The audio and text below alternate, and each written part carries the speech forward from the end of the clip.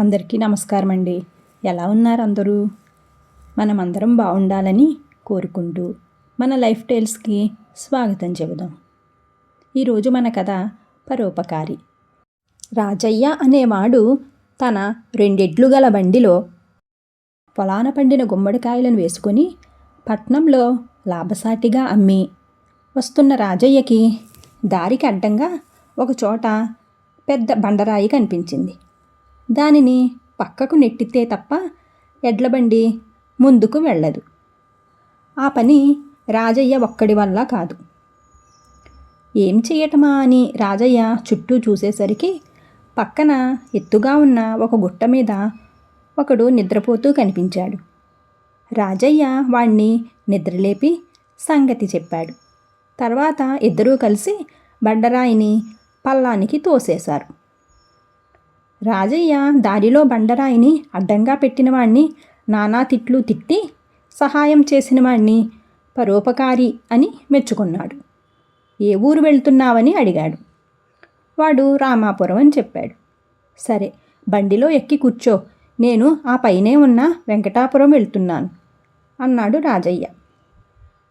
ఎడ్లబండి రామాపురం చేరగానే వాడు దిగిపోతూ రాజయ్యతో, మార్గం మధ్యలో బండరాయి పెట్టి మీకు ఇబ్బంది కలిగించాను, నన్ను క్షమించండి, ఏమీ అనుకోకండి అన్నాడు. ఆ మాట విని రాజయ్య ఆశ్చర్యపోతూ, అదేమిటి, బండరాయిని మార్గానికి అడ్డంగా ఎందుకు పెట్టావు? ఆ పని చేసింది నువ్వని తెలియక నానా తిట్లు తిట్టాను కదా అన్నాడు. దానికి బండరాయి పెట్టినవాడు చిన్నగా నవ్వుతూ, నేను పట్నం నుంచి తిరిగి వస్తూ అక్కడికి వచ్చేసరికి కాళ్ళు పీక్కొచ్చి చచ్చుబడిపోయినట్టు అయ్యాయి. ఇక లాభం లేదని నడవలేక అక్కడ మెరక ప్రదేశంలో ఉన్న రాయిని కిందకి తోసేశాను. దానికి పక్కకు లాగేందుకు ఏ బండి వాళ్ళైనా నా సహాయం కోరక తప్పదు కదా. ఆ రాయి ఒక్కడి వల్ల కదలదు. ఇకపోతే మీ తిట్లన్నీ ఎందుకు సహించానంటే, పౌరుషానికి పోతే మీరు నన్ను బండిలో ఎక్కించుకోరు కదా అన్నాడు. వాడి సమాధానానికి రాజయ్య పొట్ట చెక్కలయ్యేలాగా నవ్వుతూ తన ప్రయాణాన్ని కొనసాగించాడు వెంకటాపురానికి. కథ సుఖాంతం. ఇప్పుడు మనం యువరాణి బంగారు పక్షి కథ చెప్పుకుందాం. ఒకానొకప్పుడు సుఖవర్మ అనే రాజు సింధూర రాజ్యాన్ని పరిపాలించేవాడు. ఆయన ఏకైక కుమార్తె సుహాసిని. రాజ్యంలో ప్రజలందరూ సుఖ సంతోషాలతో జీవిస్తూ ఉండేవారు. సుహాసిని తన అందమైన నవ్వుతో అందరికీ ఆనందాన్ని పంచేది. ఆమె ఎప్పుడూ సుందరవనాలు, తటాకాలు, నదీ తీరాలు అంటూ ప్రకృతి అందాలను చూడటానికి ఎక్కువగా ఇష్టపడుతూ ఉండేది. రాజు సుఖవర్మ రోజు సభ చేసి ప్రజల సమస్యలను పరిష్కరిస్తూ ఉండేవాడు.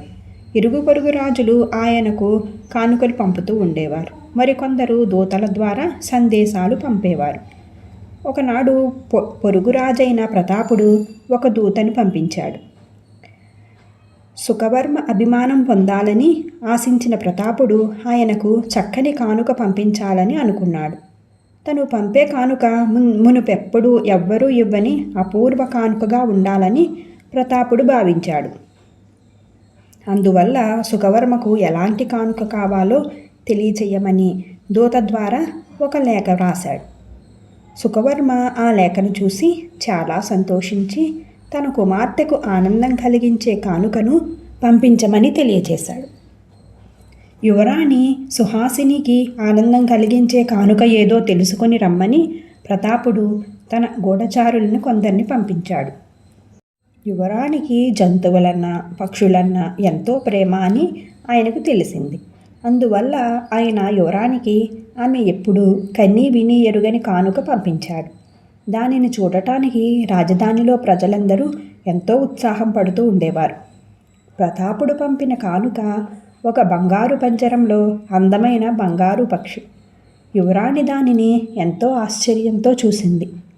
చెలికత్తె దానిని ఆమె క్రీడా ప్రాంగణానికి తీసుకొని వెళ్ళి పంజరాన్ని ఒక మూలగా వేలాడగట్టింది. యువరానికి ఆడుకోవాలని తోచినప్పుడు పంజరం తలుపు తీసేవారు. పక్షి బయటకు వచ్చేది. ఆడుకున్నాక పక్షి మళ్ళీ పంజరంలోకి వెళ్ళిపోయేది. కొన్నాళ్లకే పక్షి యువరాణి మంచి మిత్రులైపోయారు. యువరాణి చేయి చాపగానే పక్షి పంజరంలోకి వెళ్ళేది. రమ్మన్నప్పుడు వచ్చేది. అయితే మరి కొన్నాళ్లకు పక్షికి ఆటల మీద ఆసక్తి తగ్గిపోయింది. యువరాణి పక్షిలో వచ్చిన ఈ మార్పు గమనించింది. చెలికెత్తెను కారణం అడిగింది. మనుషుల్లాగానే పక్షులు కూడా బయట పరిసరాలనే కోరుకుంటాయని, పంజరాల్లో ఉండటం కన్నా బయట తిరగటానికే ఇష్టపడతాయని చెలికత్తె చెప్పింది. అందువల్ల సుహాసిని దానిని ఉద్యానవనానికి తీసుకుని వెళ్ళింది. పక్షి ఉత్సాహంతో తిరిగి వచ్చింది. మళ్ళీ యువరాణితో ఆడుకోవడం ప్రారంభించింది.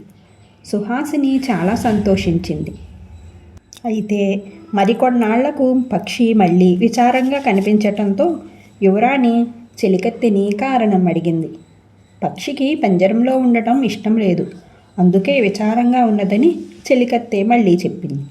అయితే పక్షిని అలాగే వదిలిపెడితే తిరిగి రాకుండా అలాగే ఎగిరిపోతుందేమోనని సుహాసిని అనుమానించి చెలికత్తె మాటల్ని పట్టించుకోలేదు. అలా కొన్నాళ్ళు గడిచాయి. ఒకరోజు యువరాణి క్రీడా ప్రాంగణానికి వచ్చి బంగారు పక్షి కోసం పంజరంలోకి చూసింది.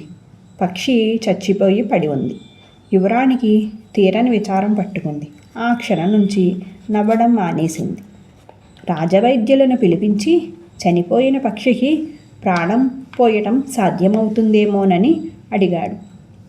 అసాధ్యమన్నారు వైద్యులు. అయితే అలాంటి పక్షినే ఇంకొక దానిని తెప్పిస్తే యువరాణి విచారం మటుమాయం కాగలదని వైద్యులు రాజుకి సలహా ఇచ్చారు. రాజు అలాంటి పక్షి కోసం రాజ్యమంతటా వెతికించాడు. కానీ ప్రయోజనం లేకపోయింది. ఆఖరికి అలాంటి పక్షి మరొకటి కావాలని పొరుగురాజు ప్రతాపుడికి లేఖ పంపించారు. ప్రతాపుడు సంతోషంగా మరొక పక్షిని బంగారు పంజరంతో దూత ద్వారా పంపించాడు. యువరాణి సుహాసిని ఆ పక్షిని చూడగానే నవ్వింది. చనిపోయిన పక్షే ఒక మాంత్రికుడు ప్రాణం పోసినట్లుగా రాజు ఆమెకు చెప్పాడు. ఆమె ఆనందానికి అవధులు లేకుండా పోయింది. తన బంగారు పక్షి ప్రాణంతో రెక్కలాడించడం చూసి ఆమె మనస్సుకి ఎంతో ఆనందం కలిగింది. అయితే పక్షికి కావలసింది స్వేచ్ఛ అని యువరాణి ఇప్పుడు తెలుసుకుంది.